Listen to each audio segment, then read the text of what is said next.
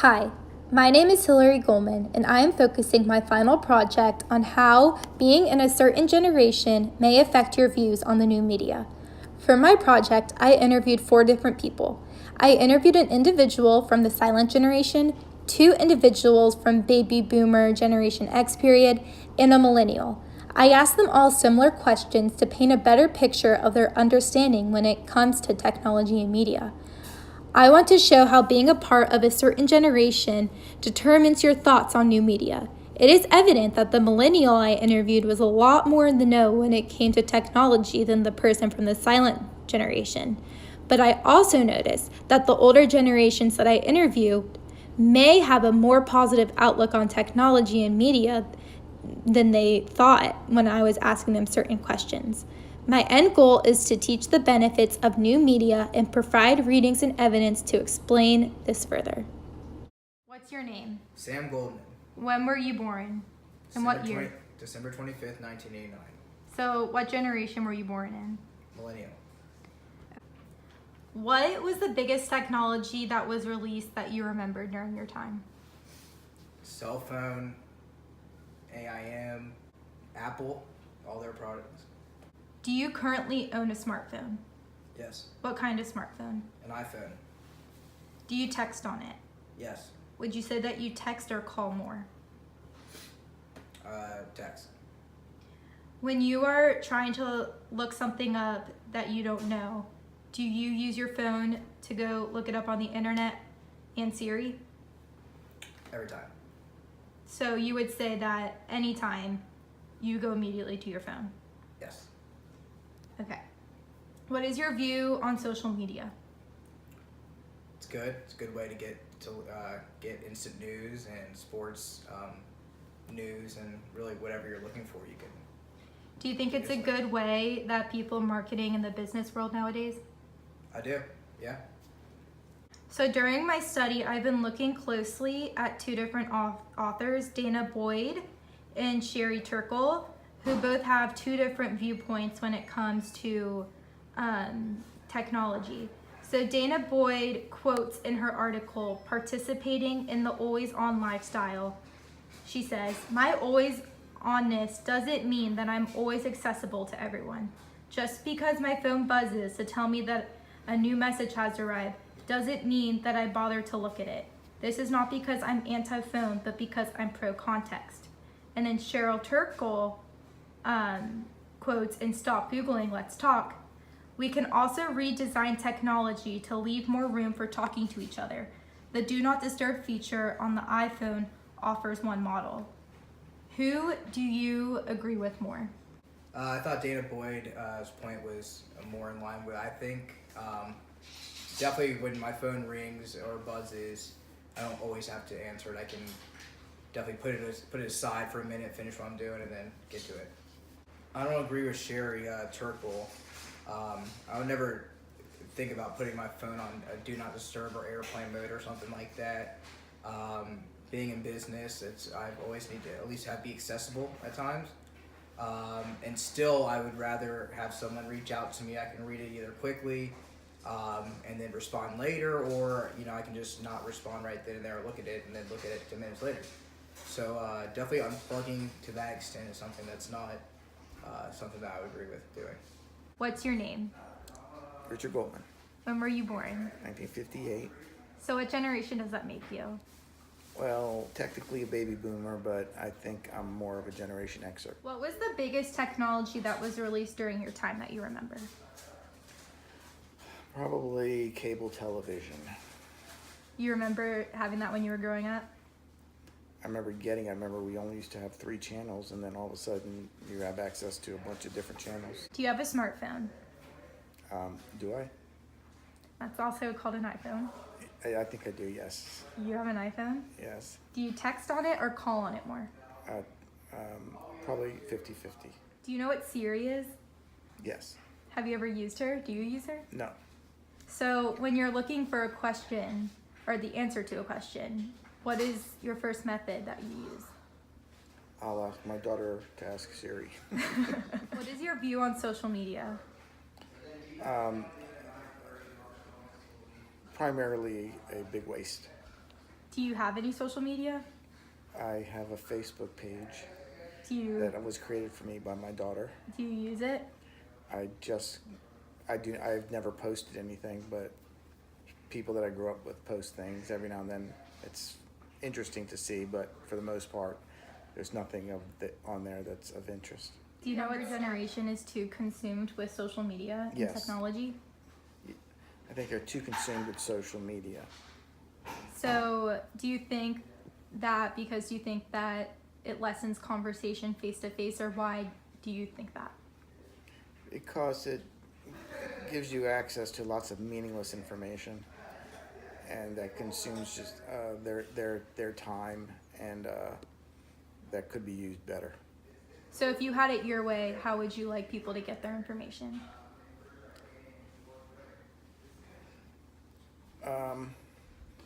Well, going online to read newspapers and research is definitely a good idea.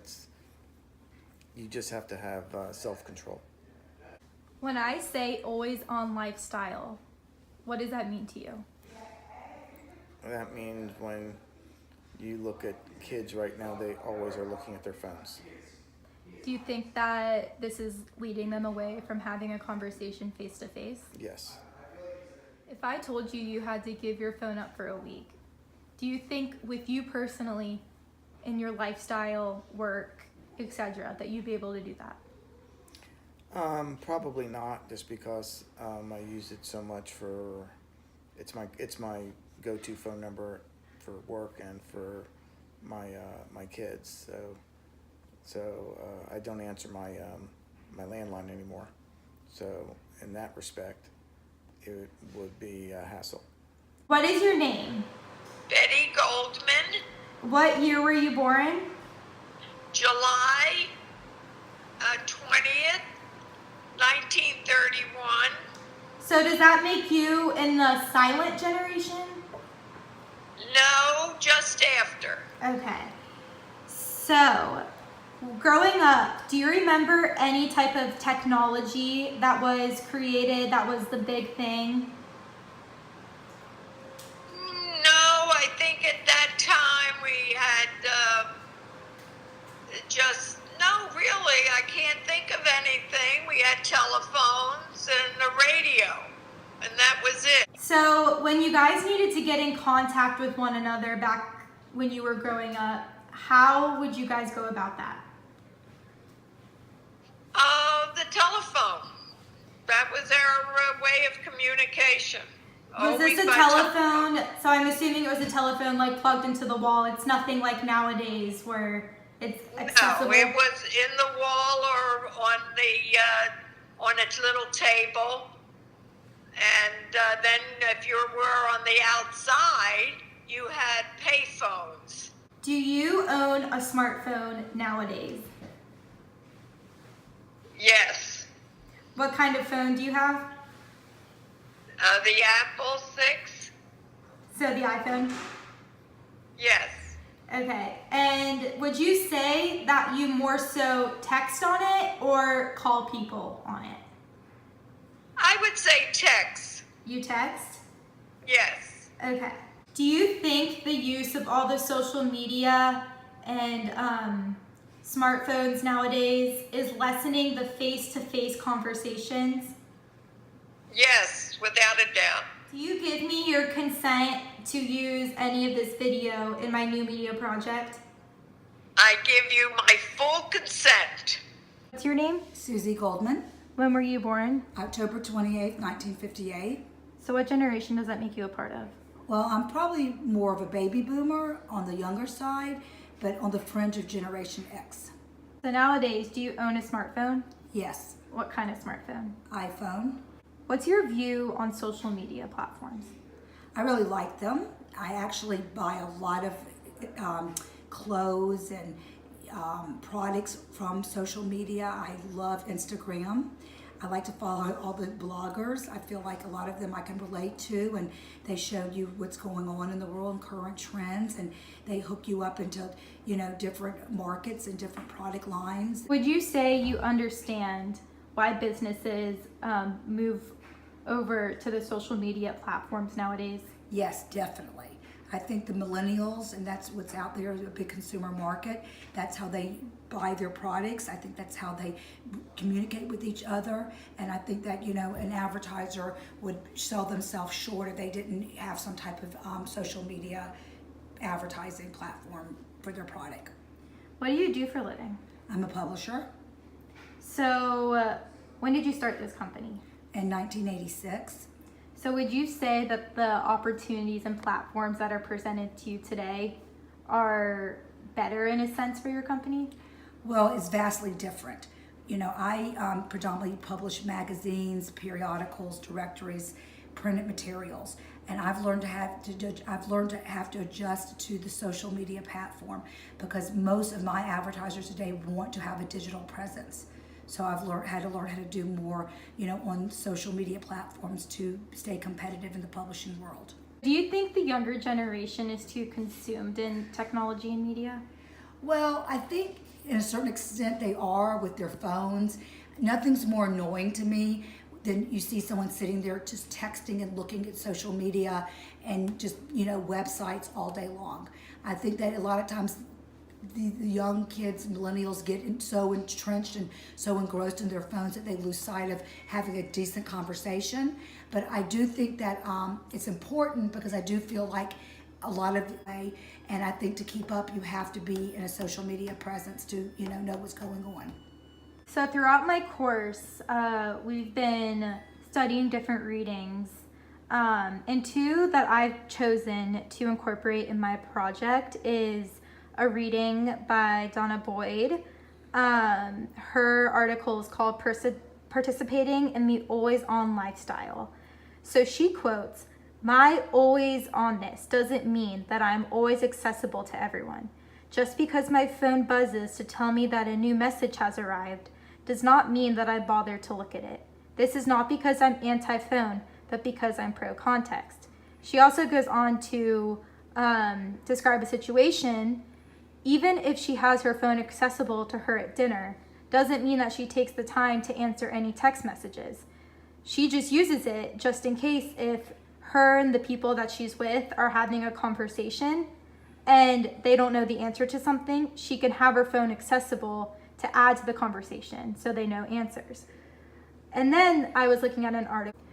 So after reading those two quotes to you, I am curious to know who you more agree with, Boyd or Turkle. Boyd is stating that just because she has her phone always accessible to her doesn't mean that she's always going to use it even when she's in the presence of someone face to face. Whereas Turkle pretty much thinks that kids get too caught up in the text messaging that it's slowing down conversation in person, and she thinks we should turn the do not disturb on.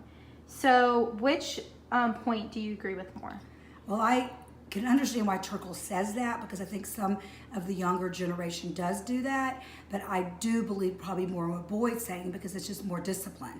I mean, sometimes you might need your phone if you're in a conversation to maybe Google something to make, a point or to look something up, so you need to have your phone with you. But I think that you need to exercise control on when to do that and when not to do that. And I think that, she's got a good point that she chooses to use it when she feels it's appropriate. And if she feels like she's in a conversation, she doesn't need her phone as a clutch. She can have a conversation without it. And she's grown up enough to know when to turn it on and when to turn it off. So how do you think that we can keep kids from abusing the technology and media? Well, I think from a young age, you train a child, that this is your phone or this is your computer.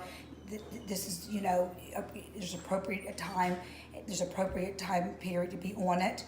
That you still need to engage and talk to other people, and you need to read a book, you need to read a magazine, you might need to look at something printed, but that you do have access to your smartphone and to your computer to find things out, but you have to do it in a reasonable amount of time and not just be slave to that all day long. And that you just need to practice that there are other ways of getting information and not be so tied to your phone or to your computer.